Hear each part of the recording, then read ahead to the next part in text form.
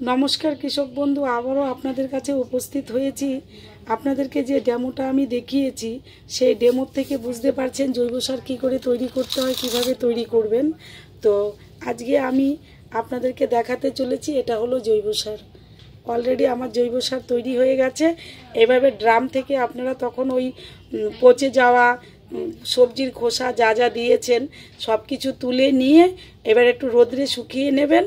এই যে ড্রাই করে নিলেই হয়ে গেল জৈব সার। তা বন্ধুরা, সকলেই আপনারা দেখতে পাচ্ছেন, এই দেখুন ভিডিওটি, এই হলো জৈব সার। তো জৈব সার কীভাবে আমি তৈরি করেছি, কি করেছি আপনাদেরকে ডেমোটা দেখিয়েছি। তো আপনারা তৈরি করে এটাকে নিজের বাড়ির জমিতেও লাগাতে পারেন, জমিতে সার হিসেবে প্রয়োগ করতে পারেন, আপনারা বাড়িতে ইউজ করতে পারেন, ফুল গাছে বা শাকসবজিতে। এমনকি যদি মনে করেন বিশেষ করে বেশি করে করবেন, করে সেটাকে আপনি প্রফেশনাল করতে চান, তাহলে profitable business and professional business, সেটা যদি আপনি তৈরি করতে চান তাহলে আমার সঙ্গে যোগাযোগ করুন।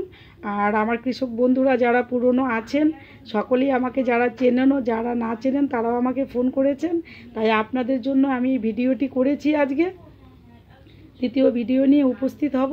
আমার কন্ট্যাক্ট নম্বরটি বলে দিচ্ছি, 6296380238। এই নম্বরে সরাসরি কল করে আমার থেকে জেনে নিতে পারবেন যে আপনি কিভাবে জৈব সার তৈরি করবেন। যদি বেশি করেন তবুও আমি আপনাকে একদম বিনামূল্যে দেখিয়ে দেব, আর যদি আপনি অল্পও তৈরি করেন তবুও আমি আপনাকে ফোনে হোক কাছে পিঠে হলে আমি নিশ্চয়ই দেখিয়ে দেব এবং আমার ডেমোগুলোকে দেখবেন। আর দ্বিতীয়ত আমি আবার জৈব সার নিয়েই আসব, যে ডেমোটা করেছি সেটাকে আমি আবার 25 দিন পরে আপনাদেরকে দেখাবো। তো নমস্কার, আজকে এই পর্যন্তই, ভালো থাকবেন।